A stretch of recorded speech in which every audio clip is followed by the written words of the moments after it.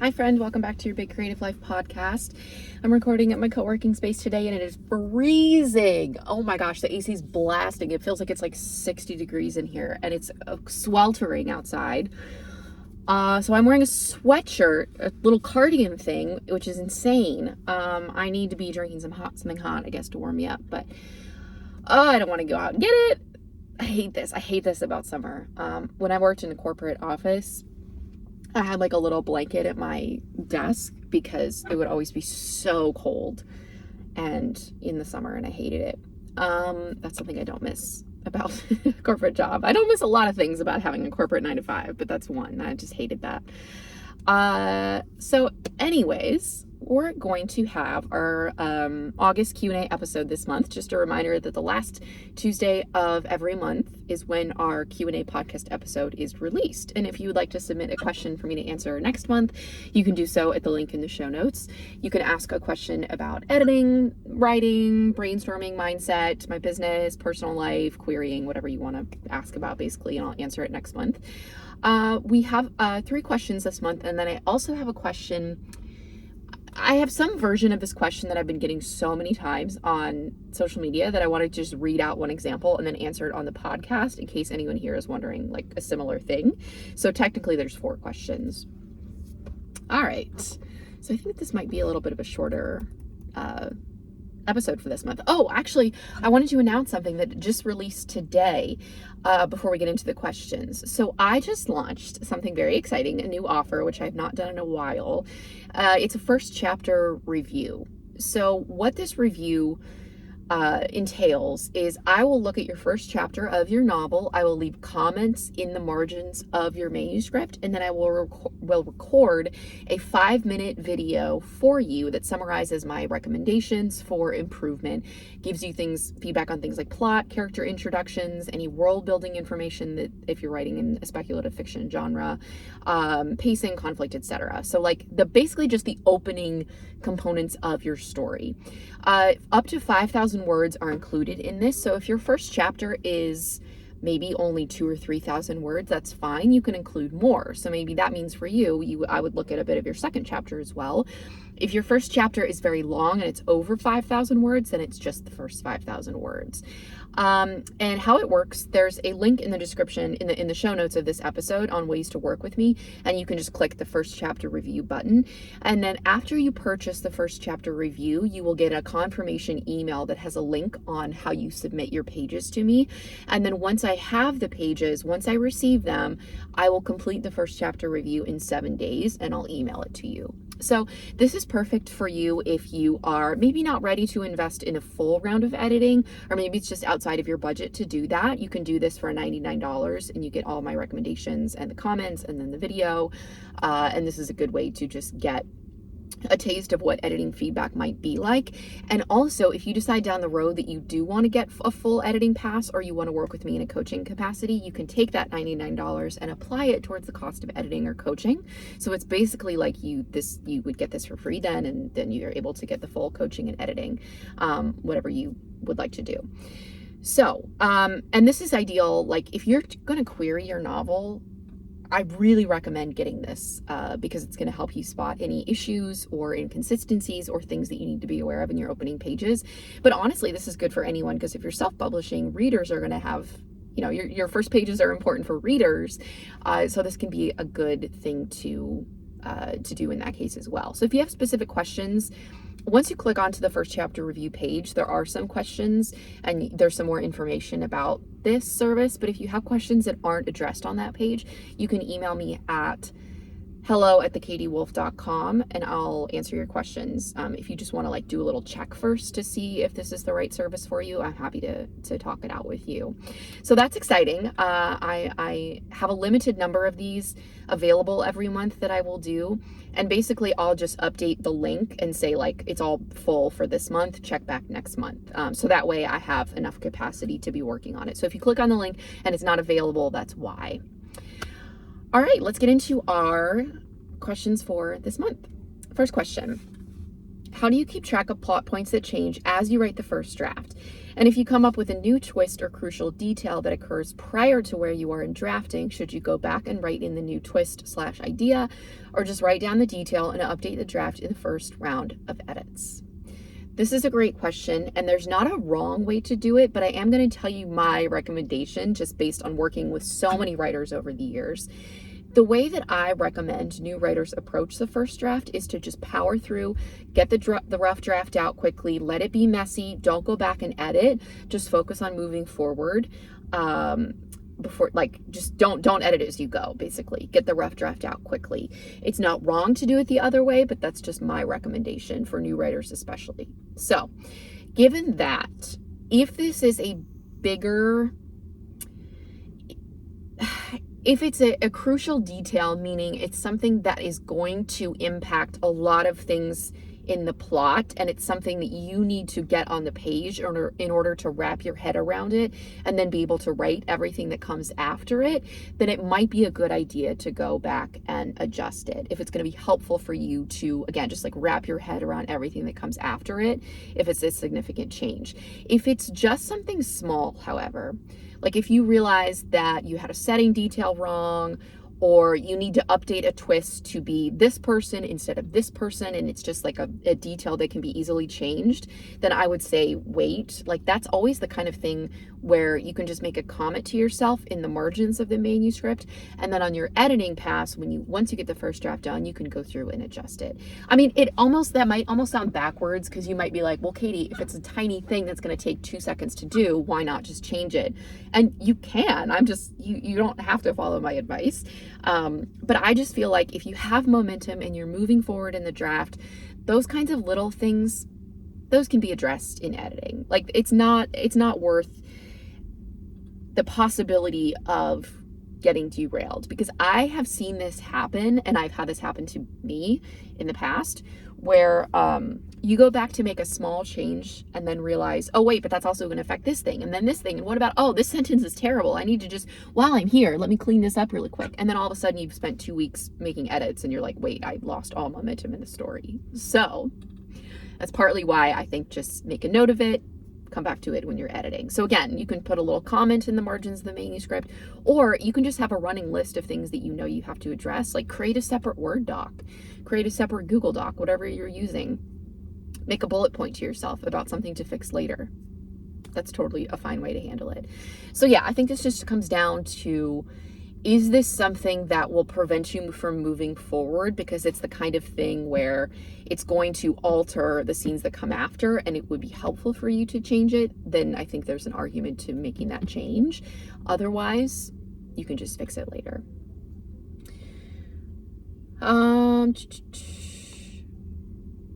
Next question. Do you recommend indie authors get copy editing or developmental editing if they can only afford one service?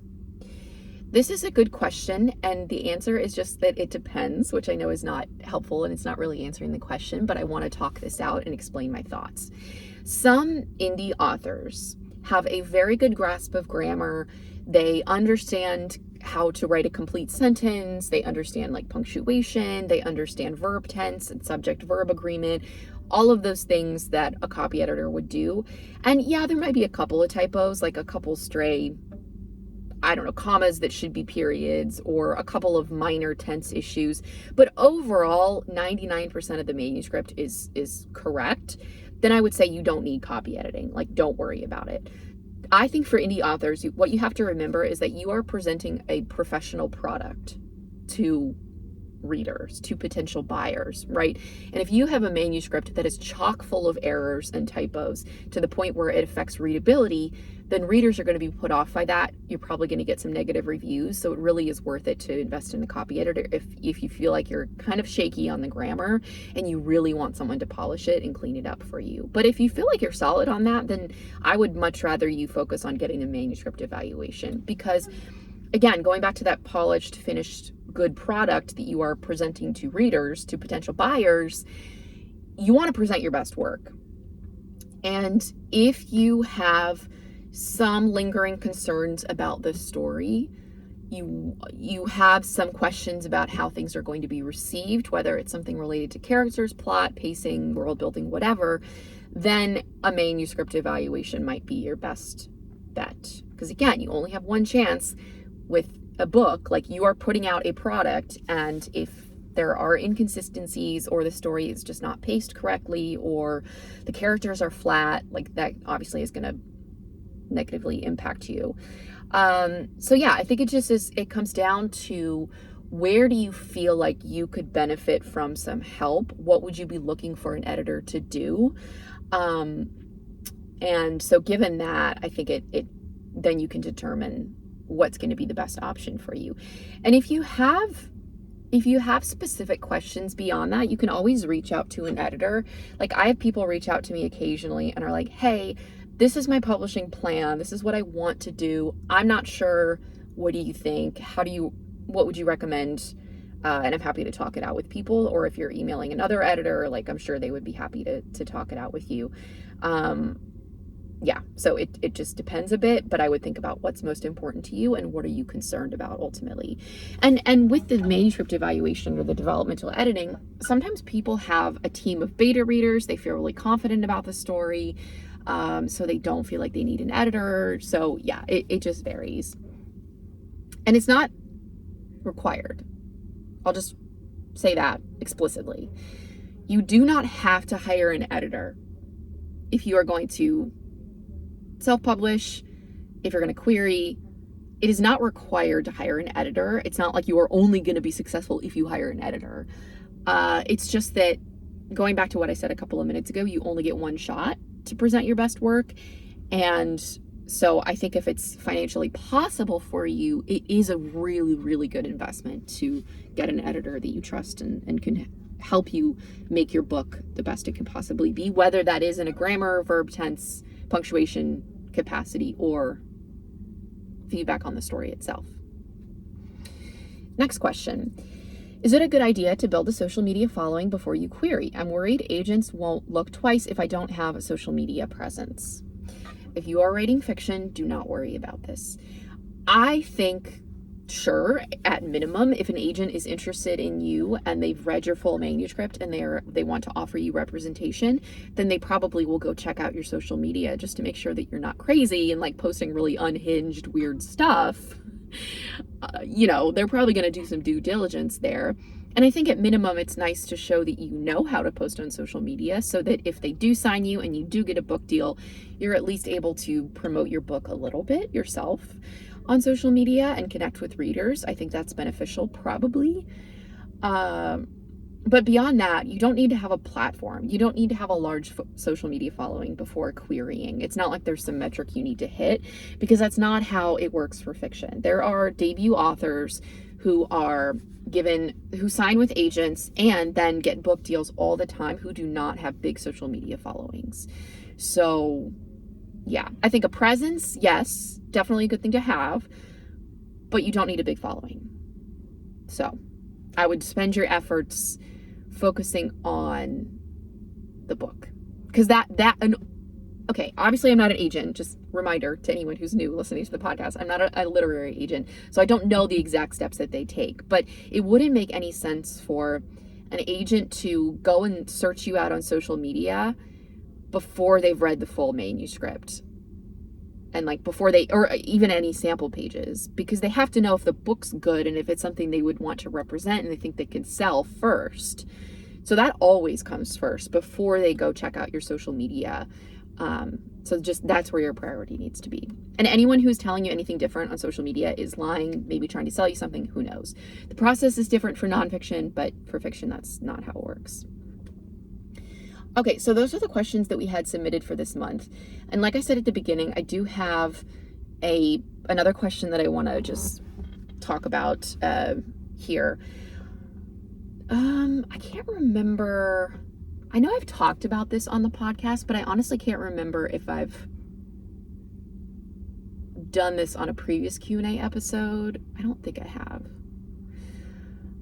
Anytime I talk about generative AI on social media and share the reasons that I'm against it, generative AI, like ChatGPT, in helping you write the book or writing the book for you, I get a flood of comments and messages from people who are wondering like, well, is this okay? Is this okay? And they want me to validate it or give them permission. And I never do that. I push it back on them. So I wanted to just share a question that I got, an example. I get so many like this. I just picked one, and what my response is, in case it's helpful for you listening. Okay, so this person says, I wanted to ask your opinion on something. I had a book idea about a month and a half ago, and I put it in ChatGPT to see if there was any other authors that had similar ideas, and then I continued to build my story within ChatGPT to keep it all aligned. And then I didn't think much of it, and then I came across your video. I completely freaked out because I did not know that would even be a problem. You'd said that most publishers won't even touch books that have used ChatGPT. In the process, as soon as I watched it, I haven't even opened ChatGPT and haven't even written anything at that point. I don't know if I shot myself in the foot, if it's even worth continuing to write my book then now if nobody will even publish it. I would just love your opinion because I don't want to pour myself out into writing this book for it to go nowhere. So my answer to this person was, hi, thanks for messaging me. This isn't something that I can answer for you. If this is a concern you have because you're going to query or because you're going to submit your work to small presses, you have to go do the work yourself. You have to go research those guidelines to see what their guidelines are, what they say about AI assisted work.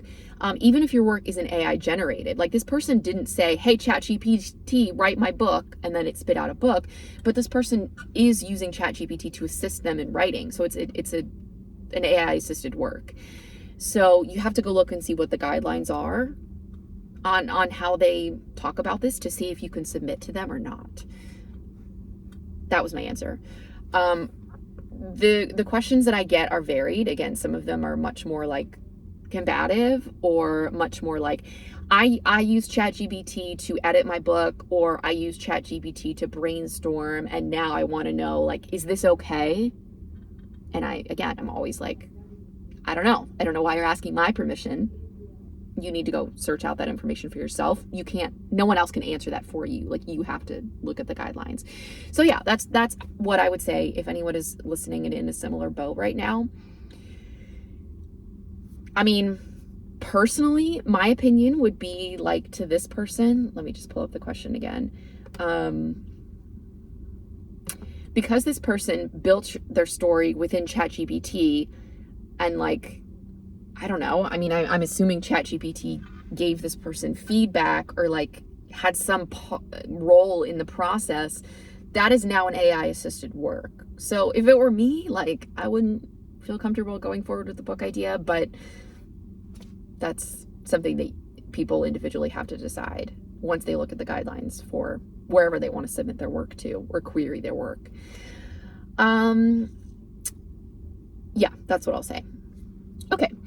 Again, if you have questions about anything that you want to submit for next month, you can do so at the link in the description of the episode. And you can also check out that first chapter review if you're interested, as well as editing and coaching in any other way that you would like to work with me. And yeah, thanks y'all for listening. I hope this was insightful and helpful, and I will see you next month.